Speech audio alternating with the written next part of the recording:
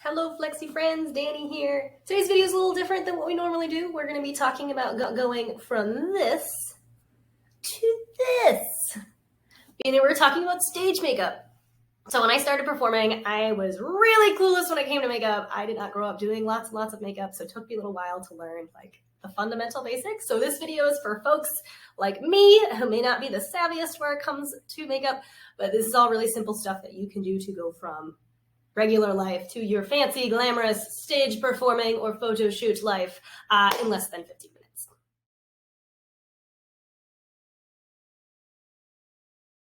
So what you need for this particular look today, suggest some kind of BB cream or foundation if you usually use it. If you don't, not the end of the world, but I'll talk a little bit about the one that I use and why I use it. Definitely want some kind of blush for your cheeks. If you have highlighter and bronzer, great. Mine came as part of a trio, so I used all three of them. If you only have blush, that's really the bare minimum of what you want. You want some kind of black liquid eyeliner. It can be regular or it can be waterproof if you're someone who gets really watery eyes. Mascara, eyebrow mascara, also optional. I'll talk about other things that you can use for that. But particularly where it comes to stage lighting, which are really bright, if you are someone with lighter hair like me, or if you have really thin eyebrows, sometimes the lights are so bright that they make your eyebrows disappear. Not a good look. So darkening them a little bit is oddly very helpful. Of course, you want false eyelashes and eyelash glue. This is one of the big things that makes you look very performance ready, as well as rhinestones. My default looks pretty much always come with rhinestones because they make me look a lot fancier without doing quite as much to my eyes.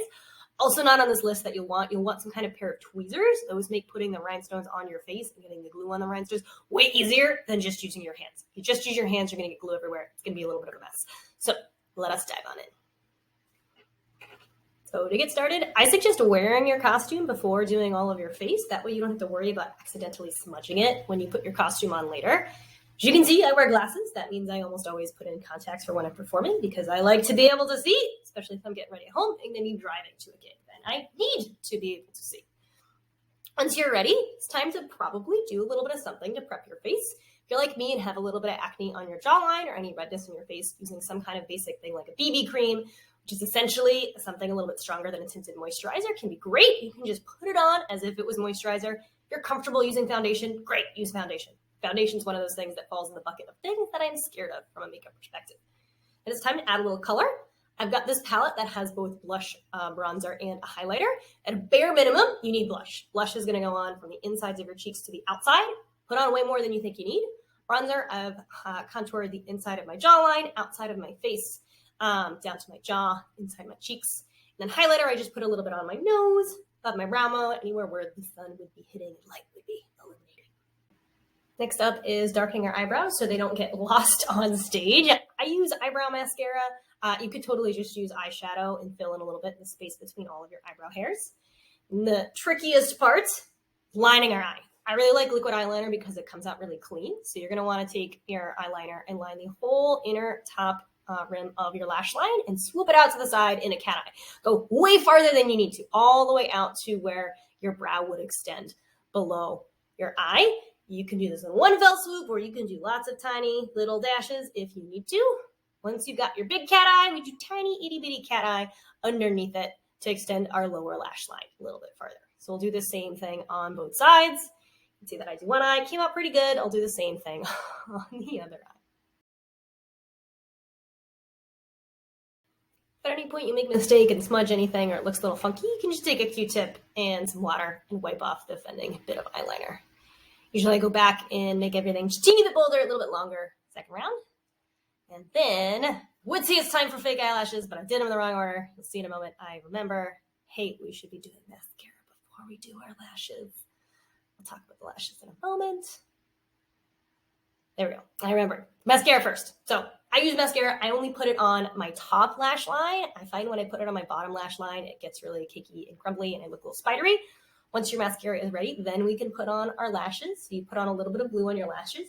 Make sure if there is an inside and an outside, you know which direction your eyelash goes in. You line it up with the outside edge of your eye and then fan it to the inside. Press it in place for 20 to 30 seconds. You come on out. If there's anything a little loose, you can press it back on, hold a little longer. You can see here I'm adding a teeny bit more glue because it was a teeny bit loose, using my tweezers to give it a little push on the inside edge where it is looser. One eye down, same thing, ready for the other side. Putting the glue on my other lash. Waiting for it to get tacky. Usually I wait 20 to 30 seconds for that glue to dry just a teeny bit so I don't have to hold it on my eye quite as long. And then just pressing it in, hold it there good. Usually I keep my eye closed. 20, 30 seconds. And you should be good to go. Up next is rhinestones, the very magical part. So I get my rhinestones at Michael's. You can really get any kind that you want. You're going to want like actual nice eyelash glue adhesive for these. I will link to the blog post where I have links to all the brands that I happen to use. So I use tweezers to hold up a particular rhinestone and add a small amount of glue. That is not even enough to cover the bottom of it. And for this particular look, we are fanning 3 rhinestones from the outside corner of our eye towards our hairline on each eye. And I usually kind of start them at that space between the 2 cat eyes, that little upper and lower lash line, and then slowly fan them out to the side. Here we're trying to show you, not very focused, how much glue to use. It is not a lot at all. And then the piece de resistance is the dab on the inner corner. So I really like a single rhinestone on the inside corner of each eye. And give everything one final check. Make sure nothing's about to fall off of your face. And then we'll end this look with just a swipe of lip color. I really like a classic red. Goes with virtually anything I'm wearing. If I'm going for a different look, sometimes I pick something a little more pink or a little more maroony, but red is what I use the most. And you can admire how beautiful you look. Maybe shake out your hair. Hope nobody notices you haven't washed your hair in a couple days. And that's really all there is to it.